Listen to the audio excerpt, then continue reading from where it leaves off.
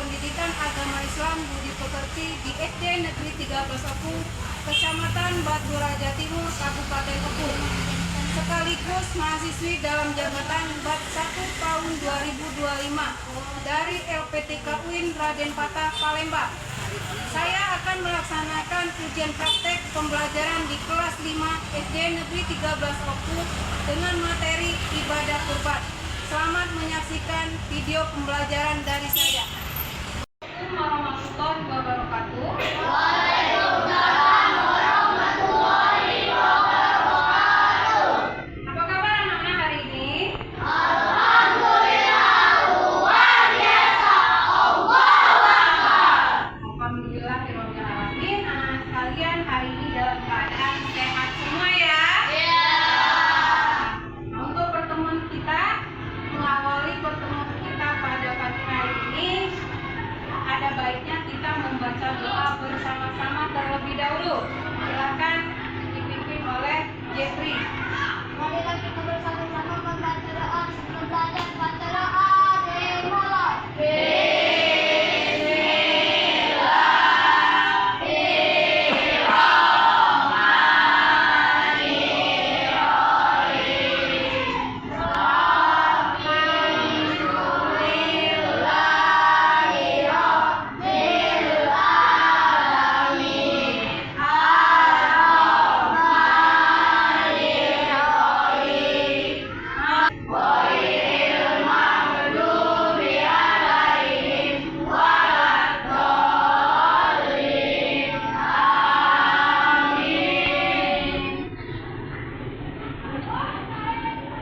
Kemudian silakan anak-anak membaca surat Yasin. Ayo,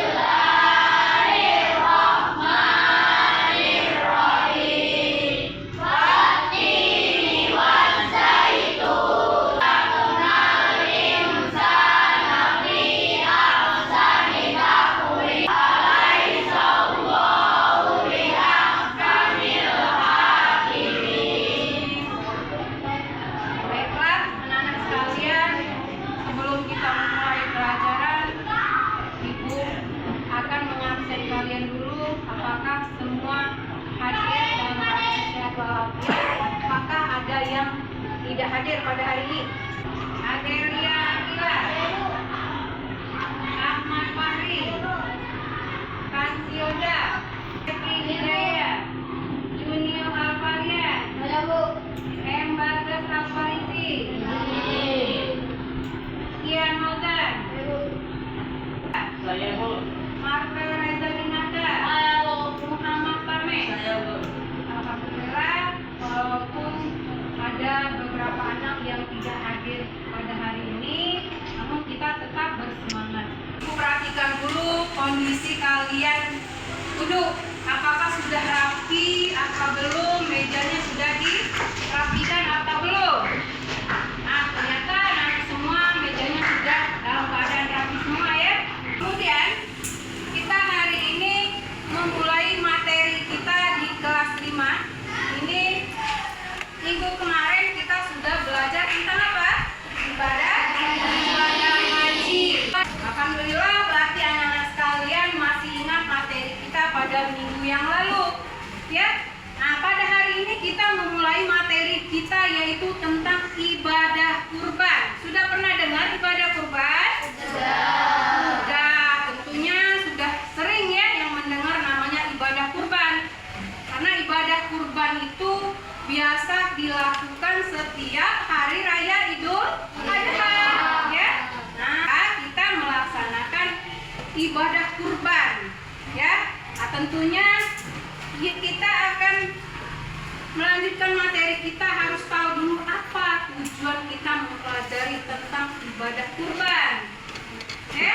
Tujuan kita dalam belajar tentang ibadah kurban yaitu agar anak-anak sekalian mengerti apa itu ibadah kurban ya. Itu yang pertama, tujuan kita belajar materi ibadah kurban. Yang kedua, itu kita agar kita tahu apa itu yang dinamakan dengan ibadah kurban tadi ya. Itu yang kedua. Kemudian tujuan yang ketiga itu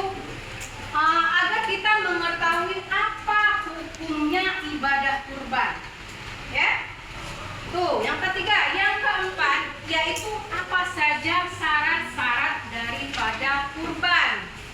Ya, syarat-syarat kurban itu ada syarat-syarat kita yang akan berkurban, kemudian ada juga syarat-syarat hewan yang akan dikurbankan. Ya, itu tujuan kita belajar materi ibadah kurban. Ibadah kurban itu ada satu cerita, yang mana cerita itu mengisahkan antara Nabi apa? Pernah dengar kisah Nabi Ibrahim dan anaknya yang bernama Ismail.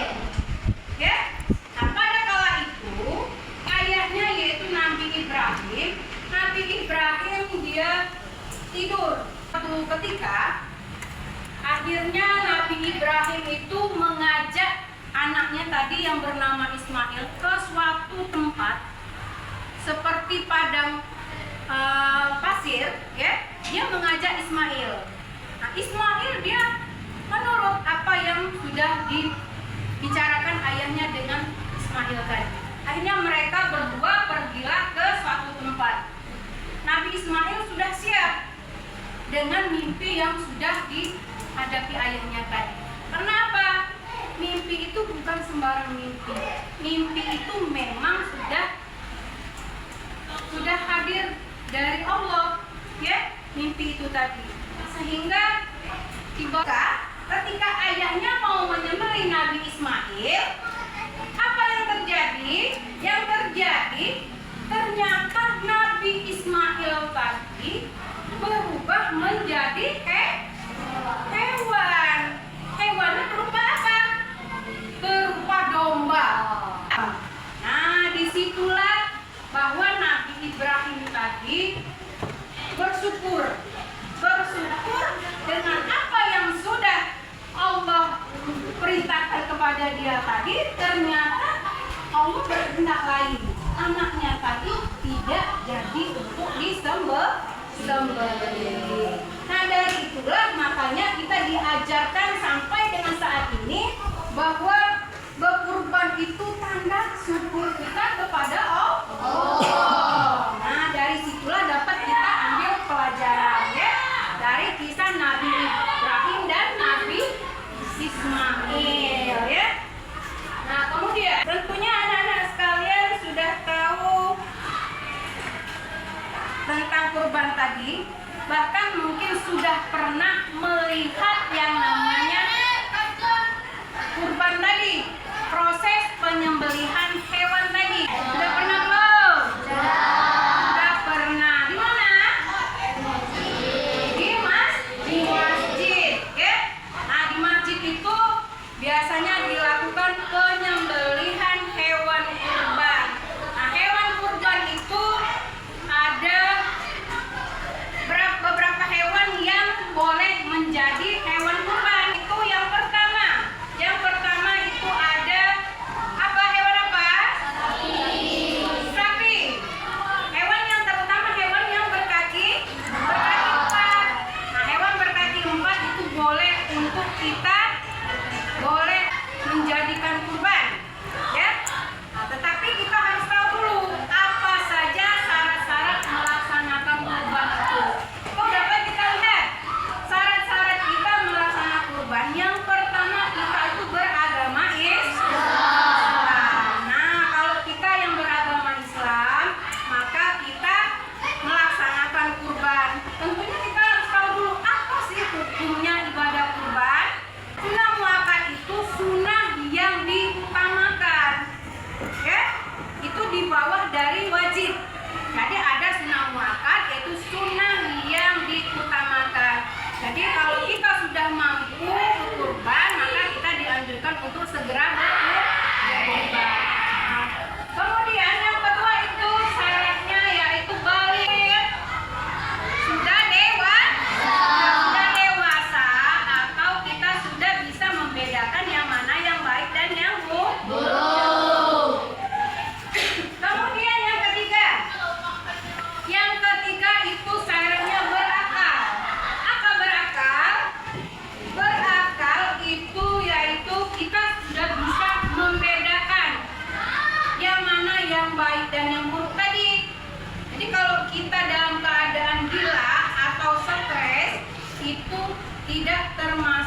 dalam syarat melaksanakan kurban, ya. Tuh. Kemudian yang keempat, kita mampu untuk berkurban. Kita mempunyai uang yang memang sudah kita niatkan untuk melaksanakan kurban, maka kita termasuk di dalam syarat melaksanakan kurban. Kita sudah boleh melaksanakan kurban. Nah, kemudian ada lagi syarat-syarat hewan yang boleh menjadi hewan kurban. Apa saja syarat-syarat yang bisa menjadi hewan kurban? Yang pertama apa? Hewan ternak. Oke? Hewan ternak. Hewan yang memang sudah kita ternak, walaupun kita beli, tapi hewan tadi memang sudah diternak si pemilik. Oke? Itu yang dinamakan dengan hewan ternak. Kemudian apa lagi? Hewan yang telah cukup umur. Hewan itu ada ketentuan umurnya. Kalau hewan dia sapi itu usianya minimal berapa? 2 tahun. Kalau kambing itu usianya berapa? Minimal berapa kambing? 1 tahun. Boleh lebih. Ya, itu batasan usia hewan kurban. Kemudian kalau unta, kalau di tempat kita itu tidak ada unta, ya. Tapi unta itu juga kalau di kota Mekah bisa menjadi hewan kurban. Tapi syaratnya berbeda dengan sapi, kambing ataupun domba tadi. Dia syaratnya harus 5 tahun ke atas usia daripada unta itu sendiri. Jadi usianya harus lebih dari 5 tahun, tidak boleh di bawah 5 tahun. Nah, itu ketentuan dari menurut usia. Kemudian apa lagi? Tidak cacat.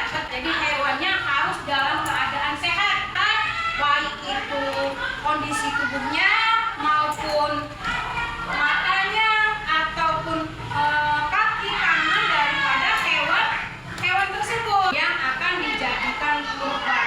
Seperti kita ambil tadi dalam kisah Nabi Ibrahim dan Ismail, itu kan anaknya dalam keadaan sehat. Nah, jadi hewan yang akan dikurbankan itu tidak boleh dalam keadaan cacat. Nah, itu tadi syarat-syarat dari hewan kurban. Nah, kemudian ada lagi, tadi sudah kita waktu kita melaksanakan kurban. Nah, waktu kita melaksanakan kurban tadi itu pada tanggal berapa? 10 Zulhijjah atau pada hari raya Idul Adha. Itu waktu kita melakukan ibadah kurban. Jadi kita melaksanakan kurban itu tidak sembarangan, waktunya sudah ditentukan, ya. Nah, kemudian bagaimana cara kita menyembelih hewan kurban? Nah, bagaimana cara kita? Yang pertama, hewannya harus disembelih terlebih dahulu, ya. Kalau tidak disembelih tidak boleh, maka hukumnya menjadi apa? Haram, tidak sah dia menjadi hewan kurban. Makanya harus disembelih terlebih dahulu. Kemudian menyembelihnya juga menghadap kiblat, ya. Harus menghadap kiblat. Kemudian apa lagi? Menggunakan pisau yang tajam, tidak tumpul. Kenapa? Kita menggunakan pisau yang tajam agar pada waktu penyembelihan hewan kurban itu tidak sampai 2 kali kita menyembelih hewan, harus tajam. Sekali saja ketika menyembelih hewan itu sudah bisa apa? Bisa mati dia, ya. Kalau pisaunya tumpul, akhirnya berontak terlebih dahulu hewan kurban tadi. Makanya pisaunya harus tajam. Kemudian kita apa? Membaca basmalah atau bismillah terlebih dahulu. Nah, kemudian membaca apa?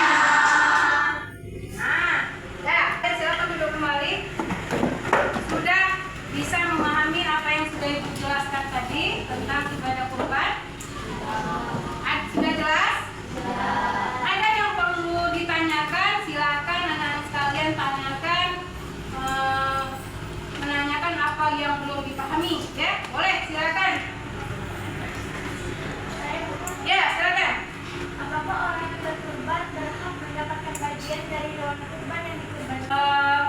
Orang yang berkurban itu berhak menerima 1/3 daging hewan kurban yang sudah dikurbankannya. Ya, udah paham? Ya. Kemudian ada lagi yang ingin bertanya? Ya, Bu. Ya, silakan Fauzan. Apakah kita wajib melihat penyembelihan hewan kurban bagi yang berkurban? Nah, di sini itu hukum daripada kurban itu yaitu sunat muakkad. Ya, jadi kita melihat hewan yang dikurbankan itu hukumnya juga sunnah. Ya, apa itu sunnah? Sunnah itu apa?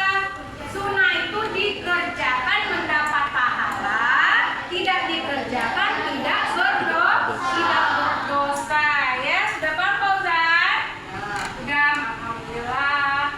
Kemudian ada lagi? Ya, silakan Fajria. Apa perbedaan antara kurban dengan akikah? Perbedaannya yang dapat kita lihat itu kalau kurban dia itu kita sembelih di bulan haji atau Dzulhijjah tadi, ya, ada waktu tertentu. Sedangkan kalau akikah itu sendiri itu menyembelihnya ketika semenjak kita lahir ke dunia, ya, semenjak kita dilahirkan di dunia. Jadi biasanya itu dilaksanakan 1 minggu atau 7 hari setelah dilahirkan ke dunia. Itu apa? Tanda kita sama-sama bersyukur. Ya, kalau kurban tadi kita bersyukur, kita sudah memiliki, sudah mampu untuk melakukan kurban tanda syukur kita kepada Allah. Sedangkan kalau akikah itu kita bersyukur sudah lahir ke dunia ini dalam keadaan sehat walafiat. Bagaimana Pak Jiria? Bapak sudah paham? Sudah? Alhamdulillah. Nah, bagaimana dengan yang lain? Sudah paham semua? Sudah. Alhamdulillah kalau sudah paham semua, kita akan menyimpulkan materi kita pada hari ini. Apa kesimpulan dari materi kita hari ini? Nah, dapat kita simpulkan yang pertama apa tadi? Apa? Kita harus bersyukur. Oke? Bersyukur kepada Allah, kita sudah diberikan nikmat selama kita hidup. Ya, kita sudah mampu. Itu kesimpulannya. Kemudian ada lagi apa lagi kesimpulan kita? Yaitu kita dapat meneladani, tadi sudah Ibu ceritakan tentang Ibrahim dan Ismail. Nah, jadi kita bisa meneladani dari kisah Nabi Ibrahim dan Ismail bahwa kita itu harus selalu bersyukur dan selalu melaksanakan apa yang diperintahkan Allah dan menjauhi apa yang dilarangnya. Nah, itu kesimpulan materi kita pada hari ini tentang ibadah kurban. Nah, sampai di sini apakah anak sekalian sudah paham semua? Sudah. Kalau sudah, kita akan melaksanakan kegiatan kelompok. Ya, kita bagi menjadi 4 kelompok. Ya, benar. Ya, kita akan dibagi menjadi 4 kelompok ya. Nanti ini kelompok 1. Silakan kelompoknya ini di 42. Kemudian ini yang perlu nanti dikerjasama ya. Ini. Nah, ini nanti amplopnya tadi silakan dibuka. Kalian dibuka. Nanti silakan kalian secara bersama-sama menempelkan kemana yang termasuk pengertian ibadah kurban, kemudian yang mana termasuk hukum melaksanakan kurban, yang ketiga syarat berkurban dan syarat hewan kurban. Nah, jadi silakan kalian bekerja sama, pilih di dalam sini yang mana yang sesuai dengan yang harus kalian tempel. Ya, jadi kalian pilih sini secara bersama-sama. Nanti kemudian barulah kalian tulis hikmah melaksanakan kurban. Ya, silakan kelompok 1. Kemudian untuk kelompok 2 juga sama.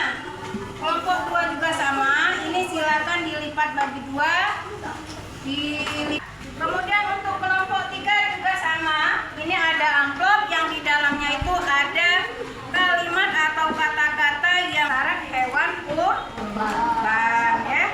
Nah, kemudian setelah itu silakan kalian tulis hikmah melaksanakan kurban ya. Kemudian untuk kelompok 4 juga sama. Ini ada amplop, isinya ini silakan kalian pilih. Kalian pilih nanti ditempel ke sini. Ada pengertian ibadah kurban, hukum melaksanakan kurban, syarat kurban dan syarat hewan kurban. Silakan kalian bekerja sama itu ditempel di mana. Nah, ini setelah selesai ini silakan kalian tulis hikmah melaksanakan kurban ya. Silakan.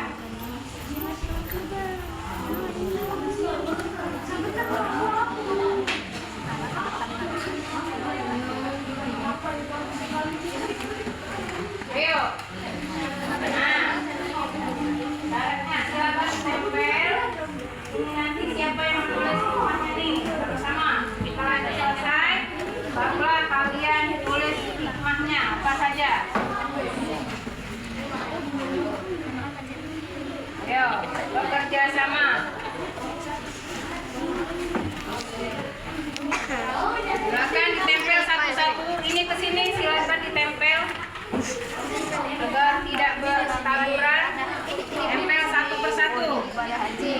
Nah, Pelaksanaan ibadah kurban. silakan ditempel di mana tempat yang pas menurut kalian itu. Setelah ditempel barulah kalian menyimpulkan apa hikmah. Kelompoknya tadi mana nih? Oh, itu.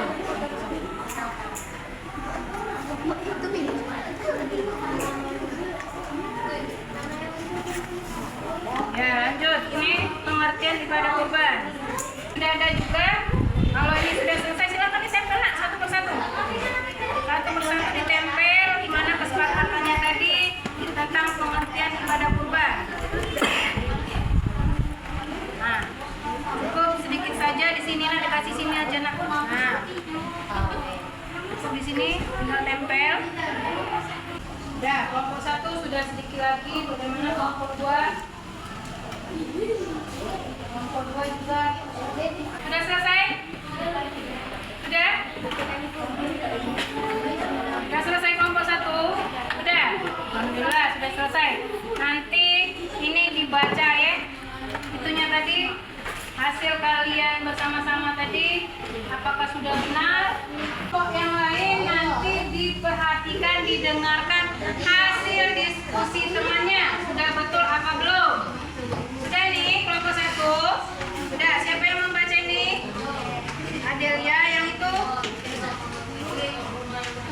Ayo, suaranya yang jelas silakan nanti dibaca ya. Ayo kerja sama kelompok 1, ayo. Ayo berdiri. Pengertian ibadah kurban. Yang kuat. Pengertian ibadah kurban adalah untuk pengabdian dan mendekatkan diri kepada Allah Subhanahu wa taala dengan cara menyembelih hewan tertentu pada hari raya Idul Adha. 2. Hukum melaksanakan kurban. Hukum melaksanakan Silakan kurban kelompok lain adalah perhatikan teman. kurban harus mampu secara finansial, yaitu memiliki kekayaan. Kemudian hikmahnya tadi. Silakan didengarkan kelompok lain. Itu dengarkan teman kelompok 1. Hikmah melaksanakan kurban. Pelaksanaan ibadah kurban mengandung banyak hikmah besar dalam kehidupan seorang muslim. Meneladani Nabi Ibrahim alaihissalam dan Nabi Ismail alaihissalam sebagai bentuk kepatuhan kepada Allah Subhanahu wa taala, memberikan manfaat kepada banyak orang, menghilangkan sifat tamak dan nafsu dalam diri, melatih diri untuk saling berbagi kepada sesama. Sudah? Kelompok 2 bagaimana? Silakan dibaca. Silakan hasilnya tadi.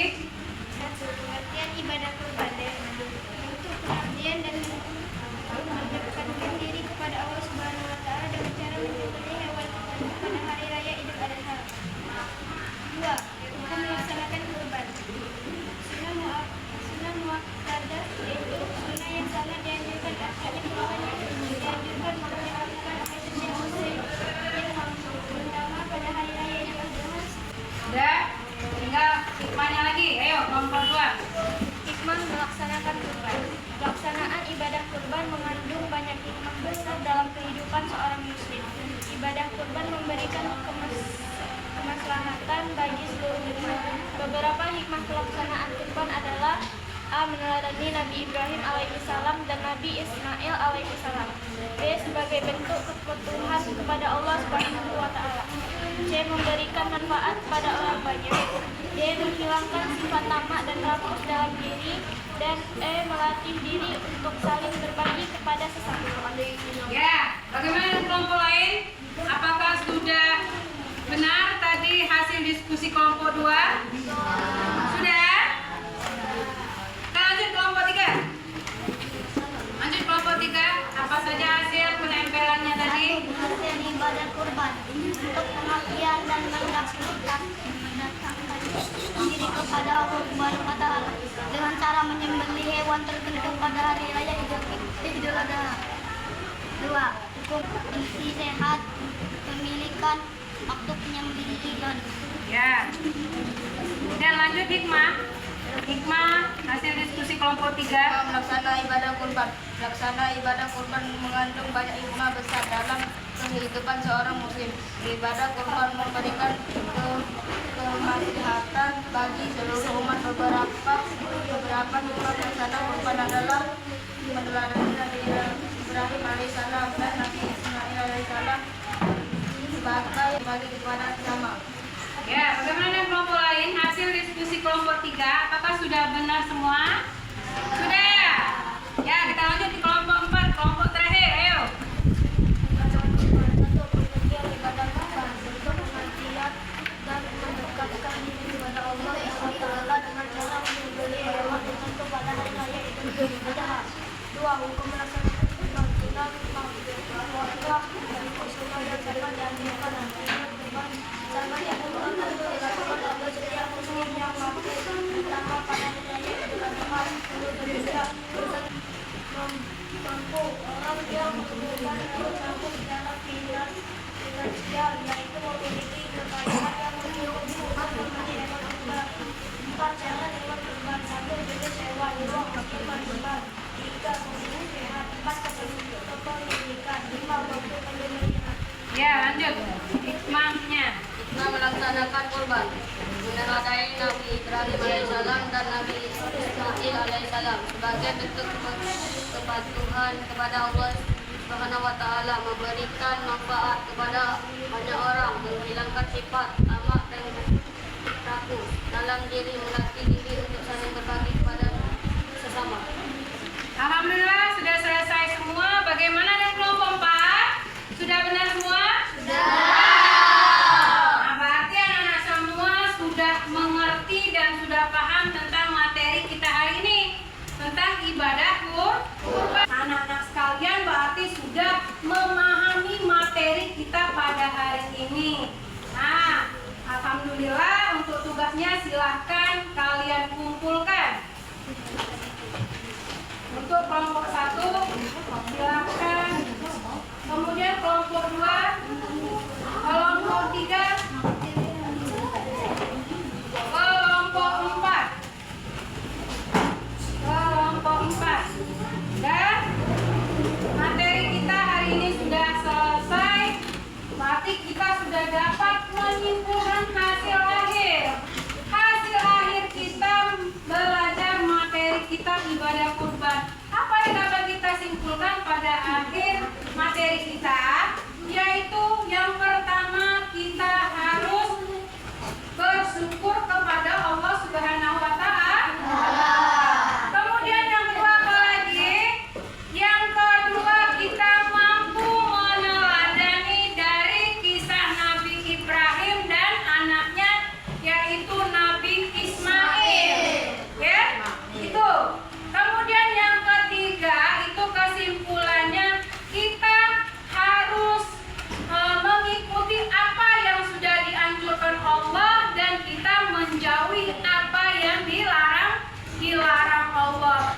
itu saja kesimpulan materi kita pada hari ini. Nah, baiklah anak-anak sekalian, untuk mengakhiri pelajaran kita hari ini, agar anak lebih bersemangat